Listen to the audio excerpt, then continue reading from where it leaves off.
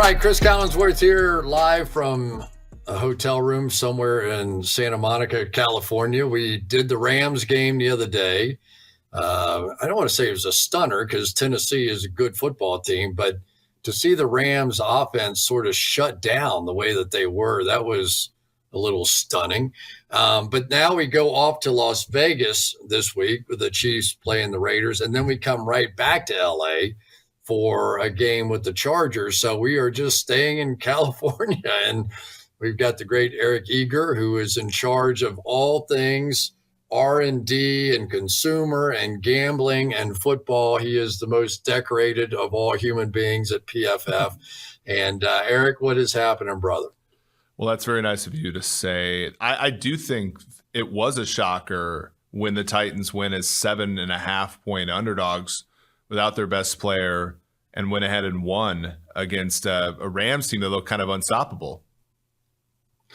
And not the other day, right? I mean, and it really wasn't even this Rams offense. It was so interesting to watch it from my standpoint because Sean McVay had sort of adapted to this new reality that when they had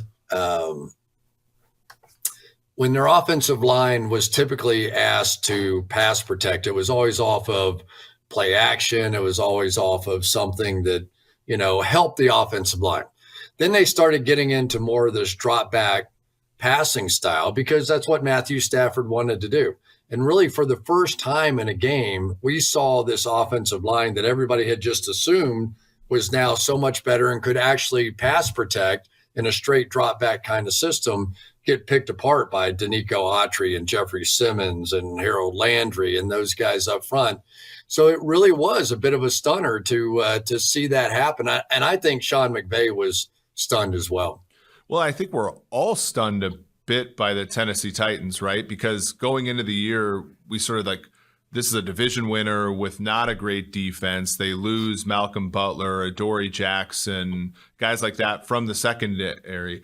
And what we mispriced was, basically, productivity and growth from a defensive line, right? Like Jeffrey Simmons, Danico Autry, even Bud Dupree, guys like that.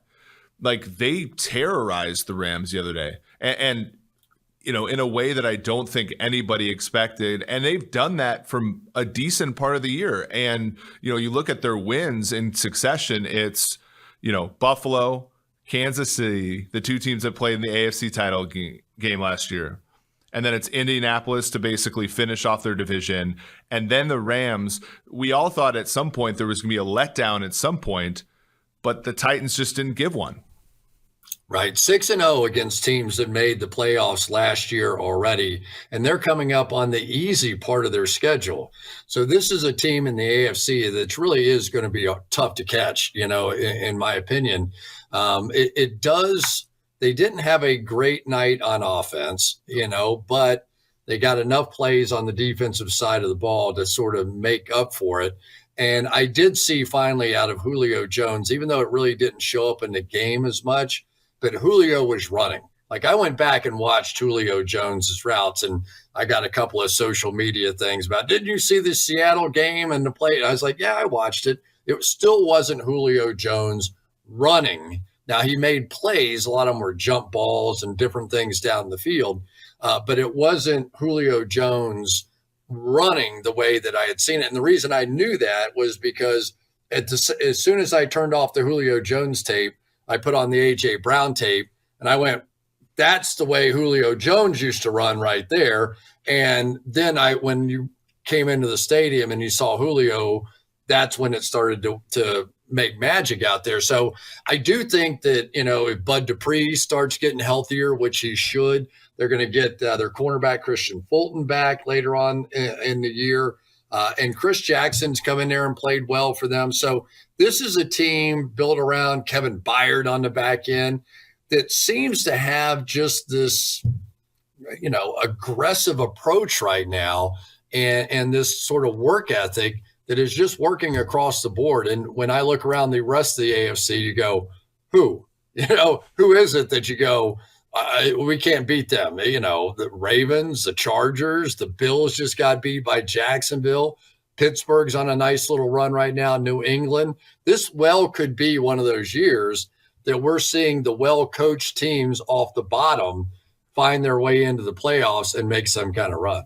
Yeah, you even see it with, Tomlin, who I think is a coach of the year candidate, given how his teams played, and they're still 5-3. Vrabel, very impressive. You bring up a really good point, though, about Julio Jones. One of the things that we've done in our research is we've shown it's not the best player on an offense. It's not the second best player. It's that third and fourth guy on a team. And, the Titans have had one of their legs chopped up from under them. And if Julio Jones emerges and is that second guy to A.J. Brown, they can be fine. If he continues to be banged up and things like that, teams can shut down top-heavy offenses. And to me, that's the one leak with the Tennessee Titans, who are right now, as you said, in control of the AFC. Yeah. So many different, really interesting things going on around the league right now. And maybe we start with the Arizona Cardinals. This is a team that goes into a huge game with the 49ers this past weekend.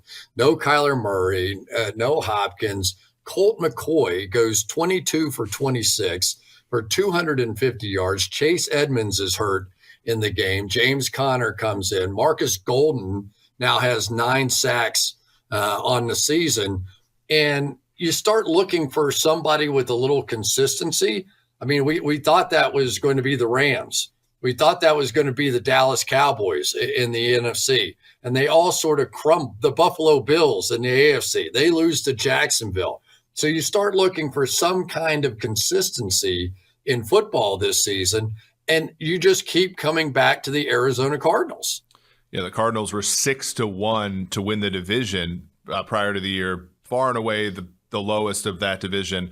The team that it reminds me of, Chris, and all the way down to an MVP quarterback missing some time and kind of a journeyman backup being able to win without him, the 2015 Carolina Panthers, right, where you're looking at a team, that quarterback can sort of go either way, right? Right now we're getting MVP caliber play and weapons that are kind of in and out, right? DeAndre Hopkins didn't even play in that game, and they're still running all over, on the outside, in the middle of the field with James Conner. It's a team that, much like the 15 Panthers, it took us the whole year to believe in them, but they were sort of real the whole time. Yeah, and then you get Chandler Jones, who's finally gets another sack after 5 on opening weekend. So a very interesting team. And then I wanted to fall in love with the Dallas Cowboys. Dallas Cowboys goes into your beloved Minnesota Vikings unit last week and with a backup quarterback and basically takes apart that team with Cooper Rush. So you go, okay, I got it. The Cowboys team, like we're talking about with Arizona, is so good that it doesn't matter if Kyler Murray plays. It doesn't matter if Dak Prescott plays. And to me, that's a sign of a championship caliber team. Great. Now the Dallas Cowboys going back home. Dak's going to come back in healthy. They don't just lose to Denver. They get destroyed by Denver. I want you and all your mathematics to explain that one to me. Well, it's interesting because when I bet games, there are ones I fall in love with right away. And it's I like this one and I'll bet it all week. And I'll wake up on a Saturday and be like, oh, Greenline likes Denver +10. And I'm like, really? This is a Dallas team that just beat Minnesota on the road with its backup. And ultimately, I think what the math is saying is no team is actually that good, right? Denver is a 5-4 team, decent quarterback, great defense. And that team on any given Sunday, and we actually saw it, underdogs won a ton of games this weekend, especially double-digit ones. Any given Sunday, these things can happen. And I think the math is far more ready to tell you that than our brains would. I mean, it's truly insane. And then, then you start going, all right, where are the teams down the list? And you have to put the Kansas City Chiefs as one of those down the list kind of football teams. But I just got finished watching the tape on them, and their offense is way forcing the ball too much to Tyreek Hill. There were times there were guys literally running open and converting. That's a problem. Then you've got the problem of on at least 2, maybe 3 third down situations, they drop balls that hit the receivers right in their hands, right?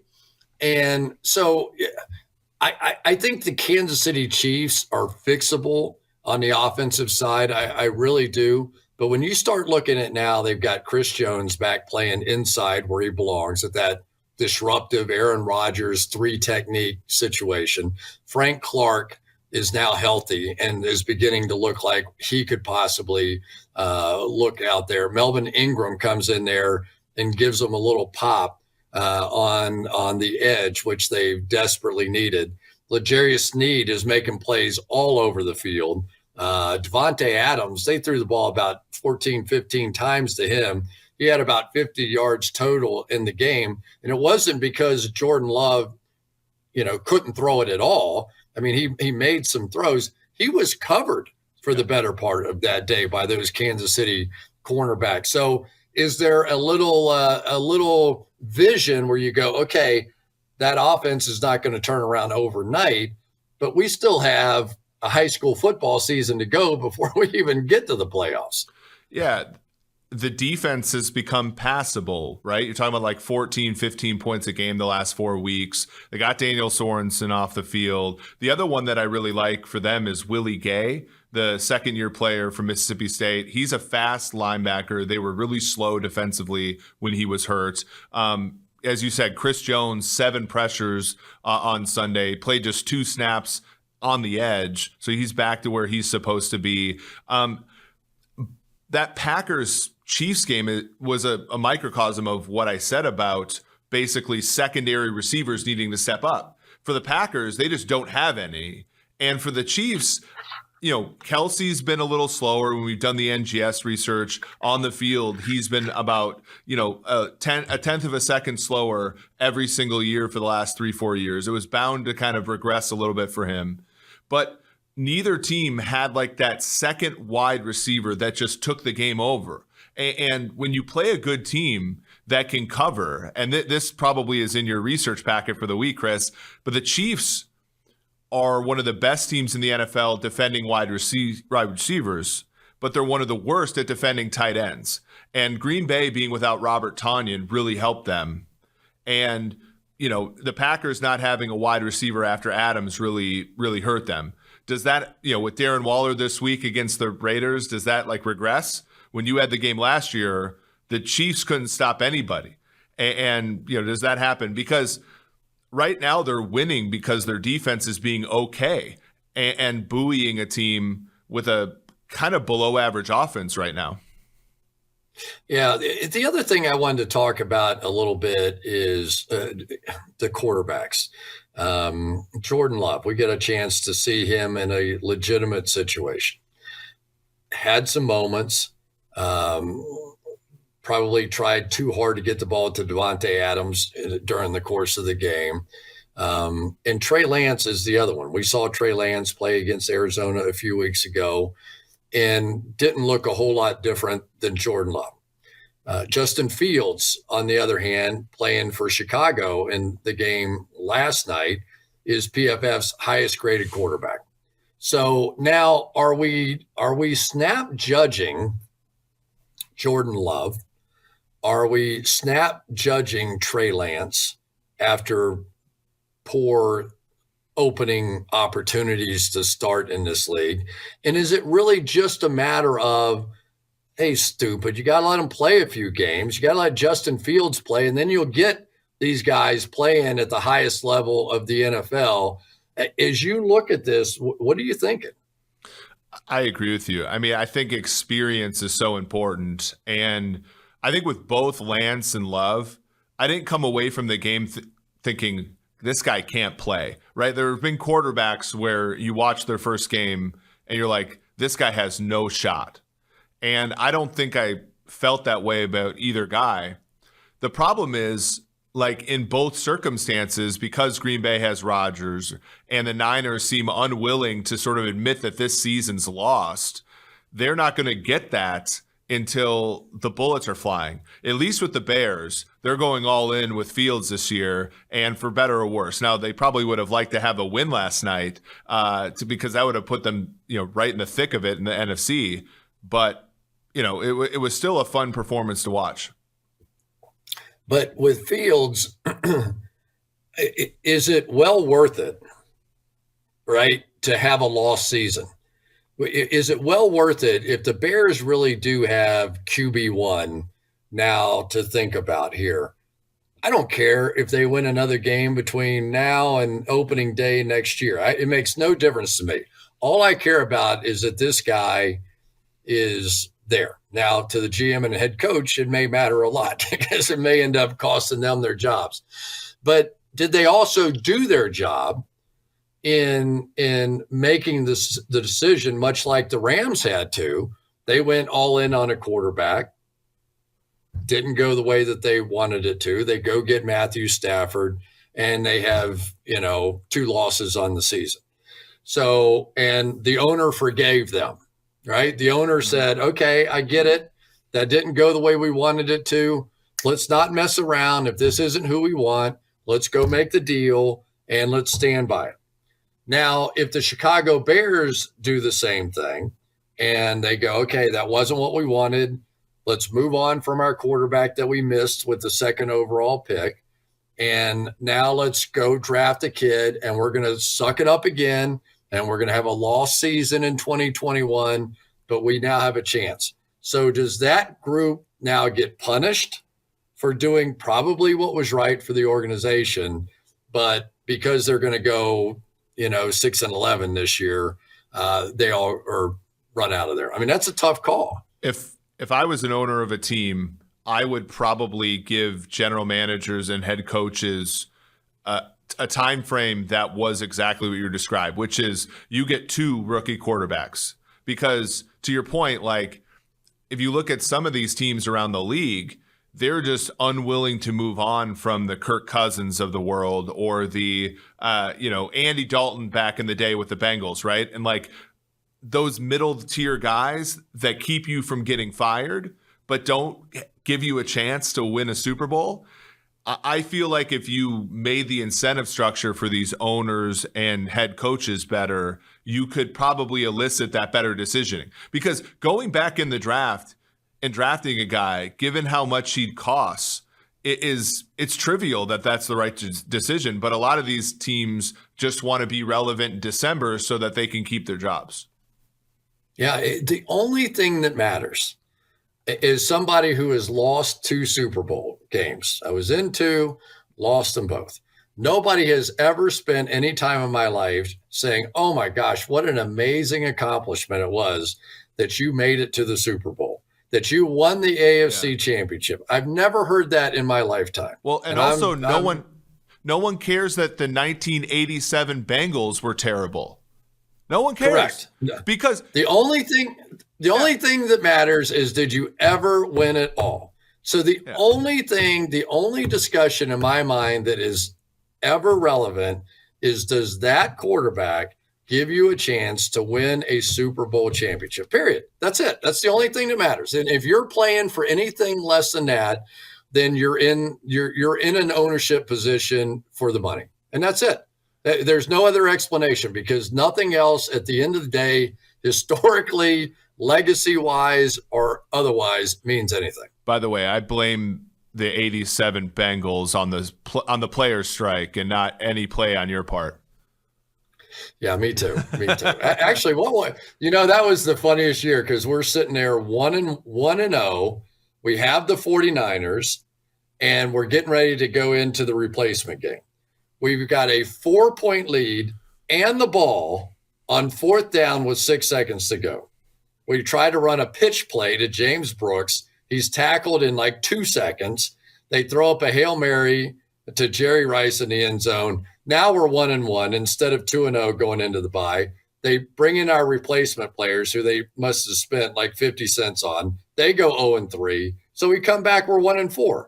In 86, we win 10 games. In 88, we win 12 games and go to the Super Bowl. And in that year, I feel like the point is that like a lot of people, they're so afraid of having a bad season that they avoid the great seasons. In some ways, over optimizing for being a contender in December basically makes you ineligible for being a contender in February sometimes. There's something to be said for that. There really is. All right, so now let's get into some of the other teams. The Russell Wilson comeback. Apparently, the finger's fine. The doctor's like, I'm a genius. That was a miracle cure. My God, everybody in America should come to me for their finger surgery. Look what I've done for Russell Wilson. But is it too late? You know, I mean, it is the NFC. We have all these front-running teams out there. But so clearly it's not over at this point. But in your mind, can Russell Wilson bring him back? And does Odell Beckham Jr., if in fact he does sign, we've got the great tease going on right now, probably at the time that the podcast ends, he will have signed or not signed. But as of the time we're doing it, we don't know.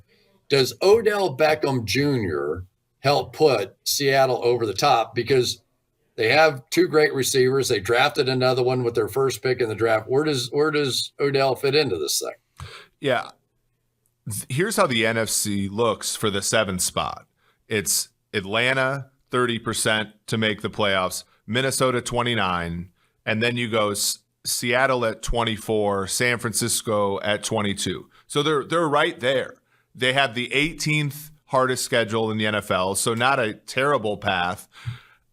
They're probably the best equipped to do it, right? I mean, best quarterback there by a country mile, in my opinion, Wilson. So if you're a Seattle fan, you have to be a little bit optimistic. You actually wish Geno Smith would have gotten you a win against New Orleans or Pittsburgh. But at 3-5, you're more than in it. You know, the team that's ahead of you, a team that's currently in the playoffs, is the 4-4 Falcons. So to me, that you have every chance in the world. Yeah, I mean, it's pretty amazing when you look at the NFC right now. You have all those teams running away with it on the front end. So basically 5 teams would have to just collapse at this point to not be one of the 7 playoff teams: Arizona, Green Bay, Tampa, Dallas, and the Rams. The worst of those is 7-2 at this point. All of them have 94% chance or better to make the playoffs. Yeah. The Saints at 5-3 just somehow continue to do whatever it is that Sean allows them to do there. And then the Atlanta Falcons, although I do think the Falcons will continue to get better with Arthur. I think that's a play style that takes a little while to adapt to it, a la the Green Bay Packers or the San Francisco 49ers or the Tennessee Titans or one of those teams that are going to play along those ways.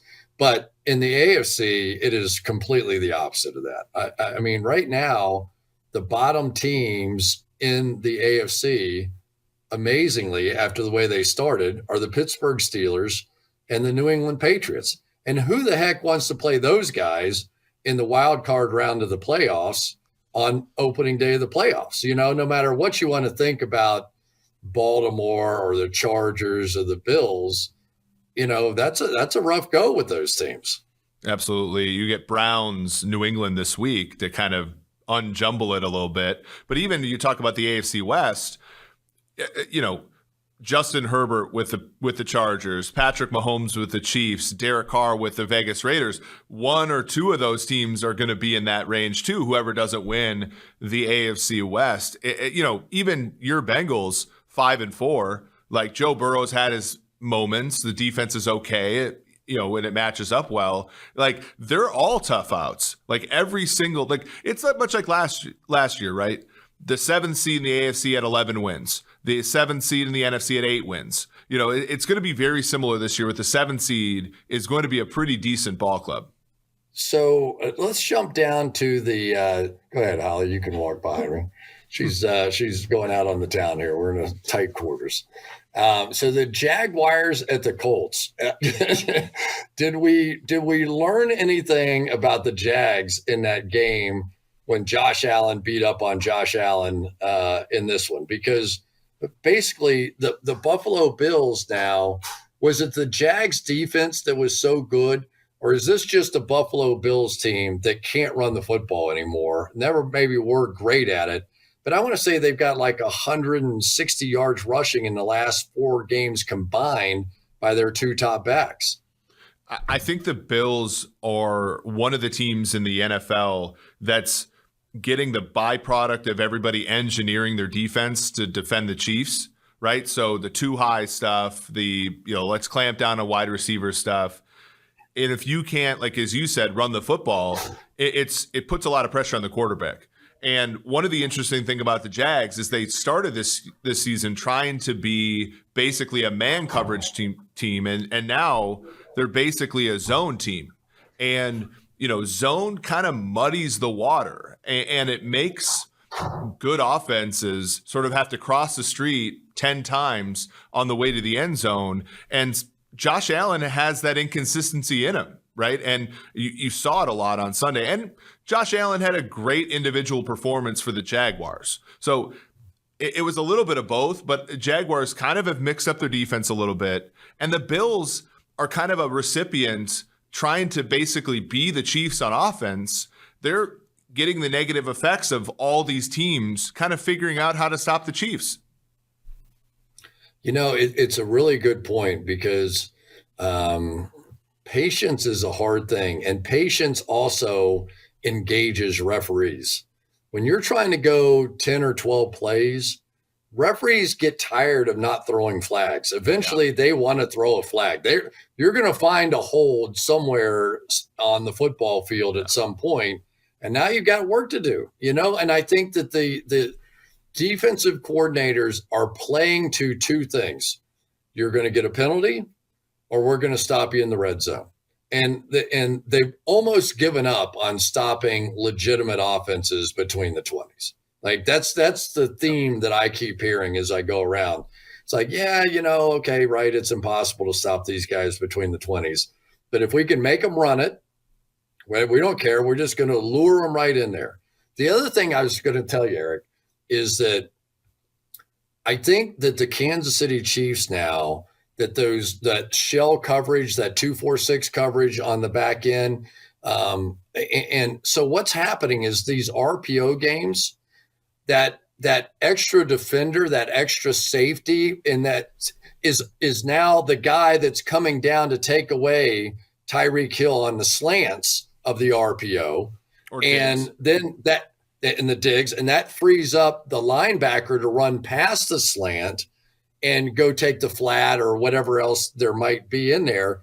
But a lot of times the running game, and watching this thing, it looks like the running game is built around the linebacker, that backside linebacker, who has to kind of hang in that in-between zone. So if he's completely out of it, that's 5 offensive linemen against 5 defenders, and you run the ball every time. So that hang linebacker kind of has to be that guy that does both in there. But I think the quarters coverage or the shell coverage on the back end is creating some help on that slant that used to be a nightmare for the 49ers and the Chiefs and all these RPO teams. Well, and they don't care about the run.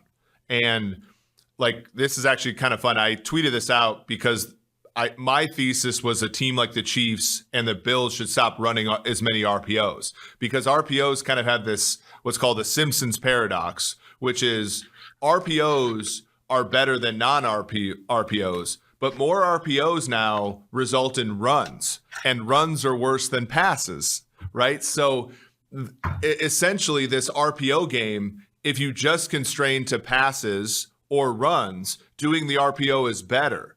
But if you run too many RPOs, it makes you run the ball too much. And as you know, RPOs, the offensive line is not getting a push, right? It's illegal, right? And so forcing these teams that are high RPO offenses to run the ball out of RPO as opposed to just like lining up and running power or some other regular run scheme has really had a negative effect on these offenses. Well, that was the thing that I saw with the Kansas City tape was they came out in the first quarter and they drive right down the field and score a touchdown. How did they do it?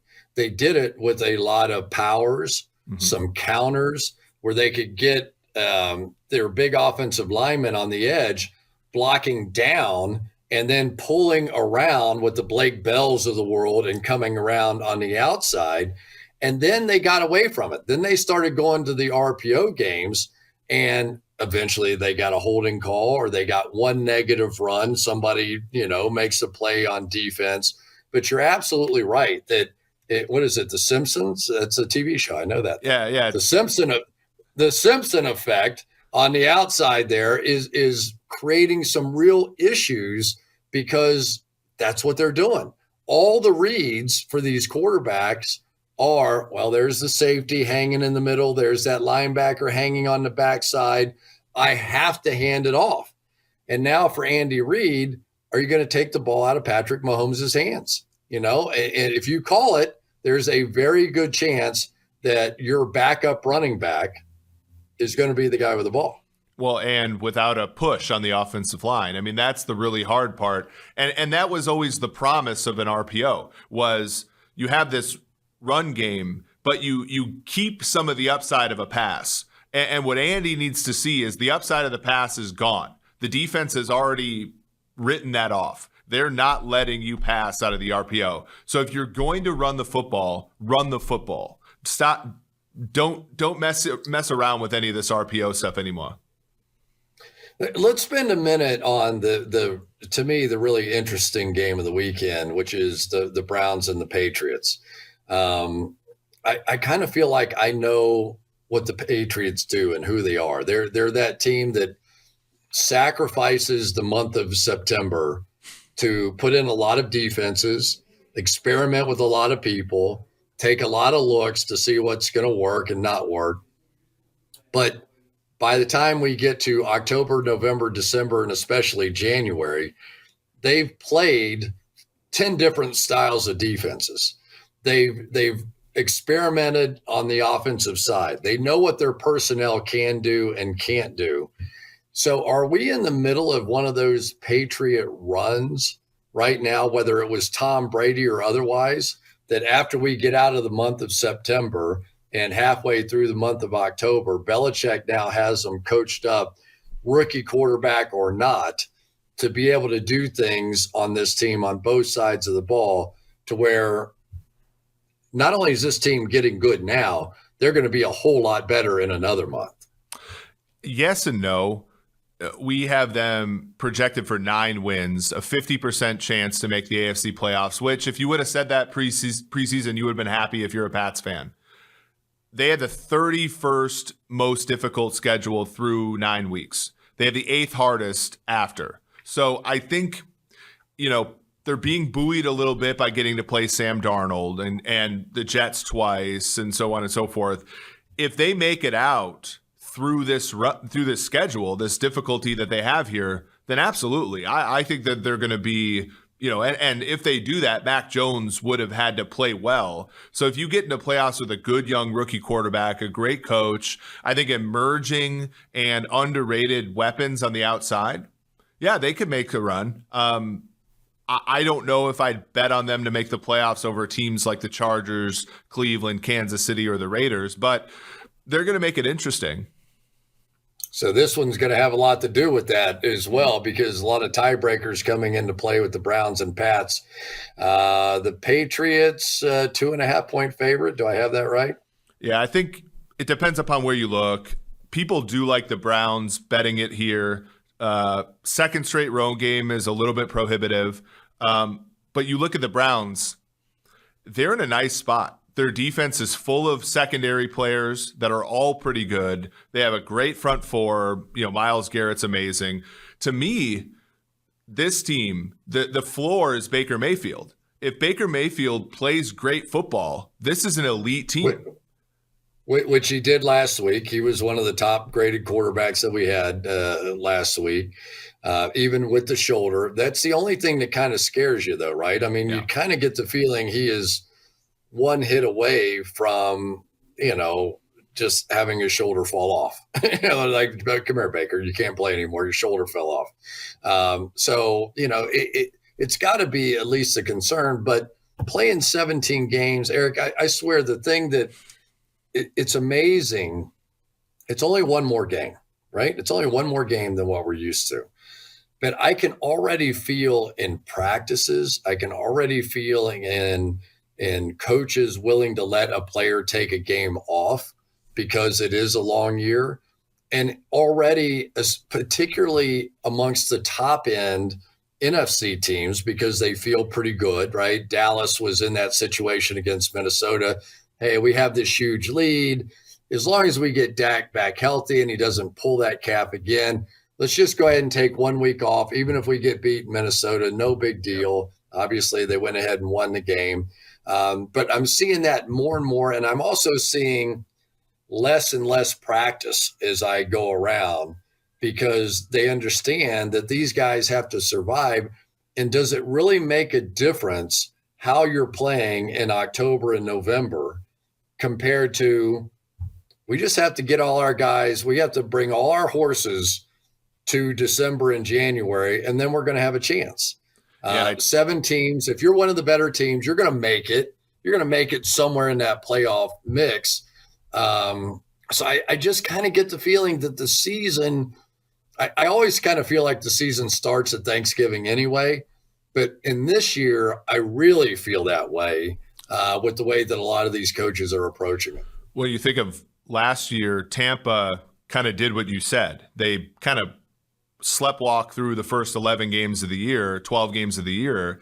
They had a late bye, then they go on a run. Kansas City in 19 started 6-4, had a late bye, went on a run. If you look at where are the late buys, week 12, Kansas City, Arizona. That looks nice. Week 13, Cleveland, Tennessee, Green Bay. That looks pretty nice.